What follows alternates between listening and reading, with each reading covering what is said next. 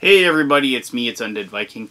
I just got done coaching my little girls t-ball team, and we had a great time, and I don't know if we won or lost, but who cares? It's a bunch of 5-year-olds running around throwing the ball. But I came back and I noticed that the game that I've been playing around with that I had a prototype actually has a Kickstarter that ends like soon. Like if you see this video within the next like 36 hours, the Kickstarter will still be live. And so this is going to be a really quick video, and I know that's something I haven't done a lot of, but I wanted to get this video done. I wanted to get uploaded because I've had a lot of fun playing this game on my lunch hour with my buddies, and this is one of those really awesome small little card games that I really enjoyed. And the game name, and I don't have a deck because I kind of have a prototype version, I don't have a box or anything, but the game name is Epic Death. And Epic Death is a fantasy-based risk-reward, dice, screw-your-neighbor game. It hits on all cylinders for me, and so there was no doubt that I was gonna like it. So when I finally, when I got a copy sent to me, which was just the cards, I didn't get anything else. That's why I don't have a box to show you or anything like that. I even had to supply my own dice. I just got the cards, but I've been dinking around with it for the last few days, and the Kickstarter end's kind of creeped up on me, and so I do apologize that I haven't got the video out earlier than this. But you can still get in on the Kickstarter, and I'm going to hopefully convince you that it's a good idea to do so, because I've had a lot of fun with this game, and I've backed it, and I can't wait to get the actual printed, published version. But let me quick run through the rules for you, and so you can take a look at those, and then we'll come back, and I'll tell you exactly why I like it, and why I think you're going to like it too. Alright, here we go. Epic Death. Alright everyone, I'm just going to show you a quick little run-through of the basic gameplay for Epic Death, because as I said, I want this review to be kind of quick and fast, just to get to the point. To start off with the game, you have some decks of cards. You also have this deck of cards. Notice it says Dead on this side, and on the other side there are adventurers.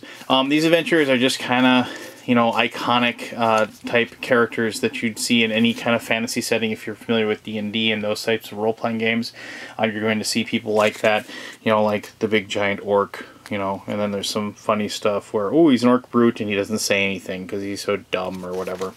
And, you know, here's the orc gladiator, blood and honor, you know, and it's just, you know, okay, the really cool thing, I guess, not cool thing, I guess, but the interesting thing is, notice that there's nothing about them that's anything special. It's just a picture, it's just a name, it's just nothing. Everybody gets 5 of these, so I'm just going to thunk down 5 of them here, and if you want, you can argue over which ones you get, or what have you, but they don't affect anything. They're just the people that are in your adventuring party, and they're the people that you are going to send on these quests to try to earn you fame and fortune. And then that's how you win the game. Don't get attached to them because you want them to die. You also will get 5 of these cards. These are fate cards, and as the game progresses, you will always have 5 of these. If you get to your turn and you don't have 5 of these cards, you get to draw up to 5. You'll get fate cards as rewards to accomplishing quests. And so, you know, these cards, mostly, they add +1 or -1 dice, depending on, you either play this against other people, or you play it on yourselves, to help yourself or to hinder yourself. Because remember, at some point you're going to want these people to die, and you're going to want to start failing your attempts. So, I mean, there's also other things that, you know, they will raise and lower the how tough a quest is. And this is like make quest a trivial. And you'll lower from, like, if it's a really tough quest, you can make it easier to beat, but then you'll get less rewards for doing so. And also, there are cards in here that will allow you to kill either, you'll mark people for death. You can mark people for death, like either in your own party when you actually go on a quest, or somebody else. Basically, when somebody is dead at the end of the game, that's when they're worth points. So you want to kill people off if you have people that have a lot of positive points, and you want to keep the people alive that have negative points, because then they won't hurt you. But obviously the reverse holds true for your opponents. You want to kill off the people that are worth negative points. And there's also resurrection ones. That's how you bring people back to life. Alright. So, the game will start. Each person gets, you know, as I said, 5 of those.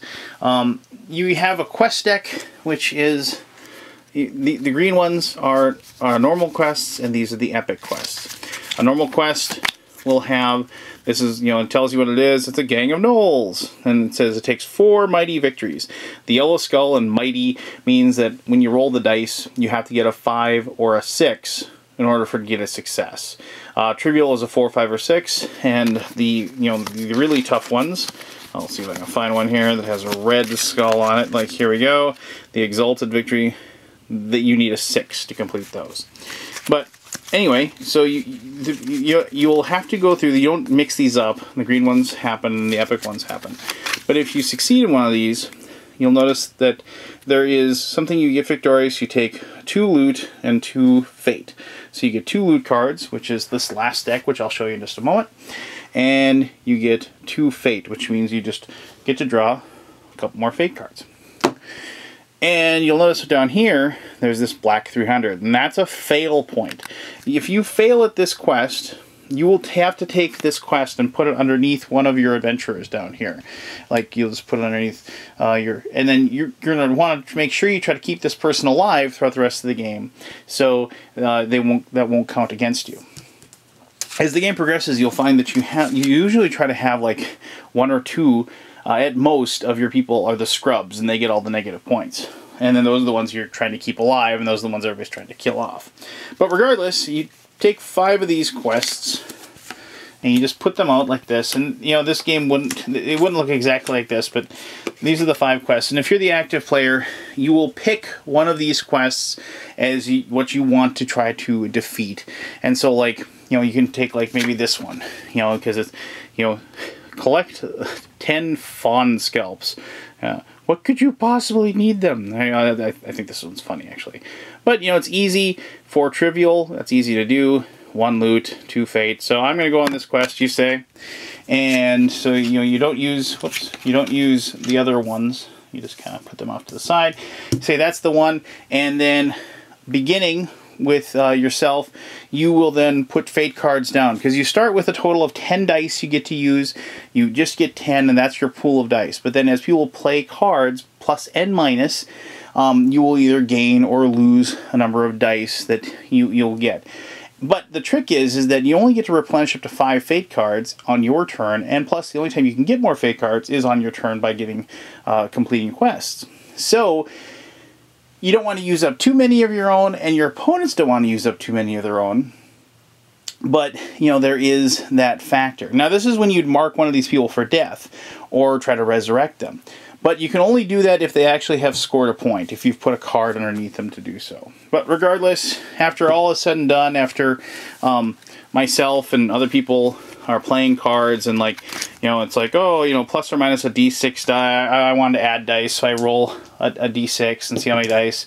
I'd add 2, and then somebody will, you know, place one down that, you know, it's like, well, really, I'm gonna give you a -3 dice. I don't want you to be able to complete that quest. And so after all is said and done, and several cards get played, let's say I have 6 dice left, and so I get to take 6 dice. And remember, I need 4 victories. I need to roll 4 5s or 6s. And this is probably going to be a little bit tough, but we'll see what I get here. And, well, looks like I got lucky, because I got those 4, so I complete it. I get to draw 2 more fate cards for completing it. I get to draw a loot card, so I turn that over.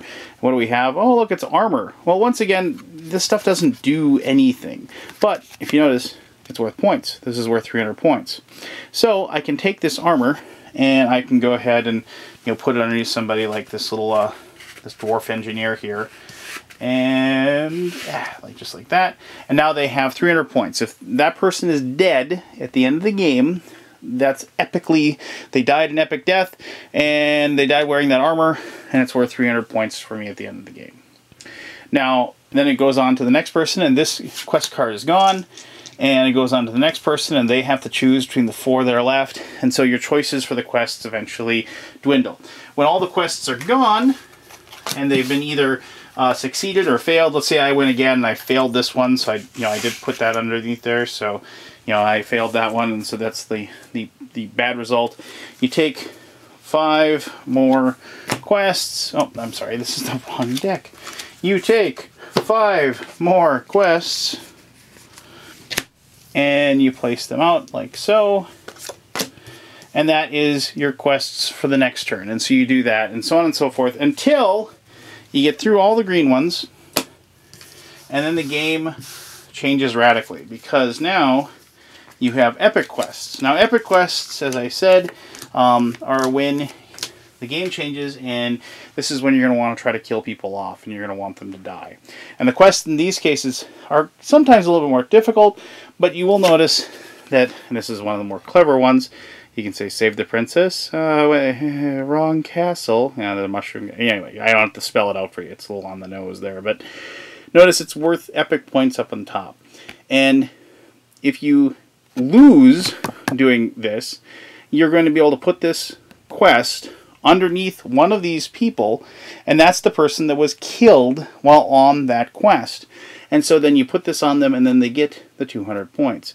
You can still win, and you'll notice how it says 4 trivial victories. You can still win, and you'd still get the loot and the fate dice. But in a lot of cases, you don't want to win. Obviously, you want to kill somebody off. So if we went through and placed all the cards, whatever, you flip that over, and maybe I killed this person off, and now that person's going to be worth 200 points at the end of the game.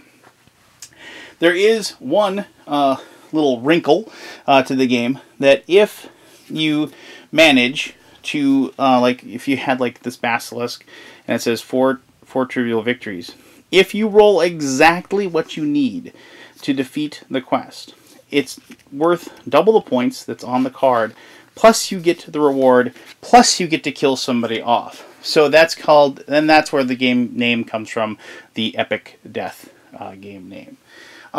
You know, and that's, I mean, like I said, that's a really, really quick overview of the rules and how it works. You know, there's a lot more to it. There's a lot more wrinklage, if you will.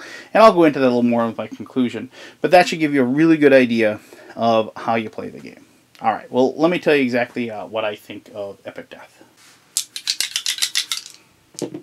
All right, I don't have a box to flip around. I'm not even going to just dink around. I know maybe 3 of you actually enjoy my little antics after the playthrough, but a lot of you are like, oh, thank God. But anyway, so why I like the game.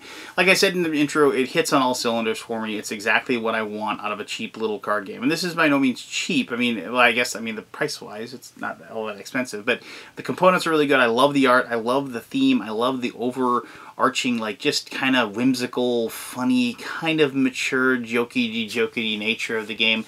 And I appreciate that about it a great deal.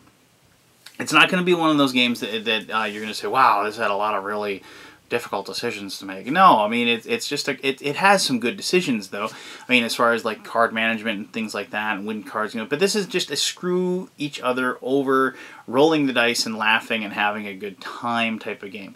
I remember a couple of games that were kind of small like this. One was Braggart, which I enjoyed the heck out of. And another one was, I think it was called Dungeon Raiders. And this game kind of reminds me a lot of that. A small little card game with just enough meat on the bone to make the game interesting, but it's also not so in-depth that I'm going to be bored while I'm playing it.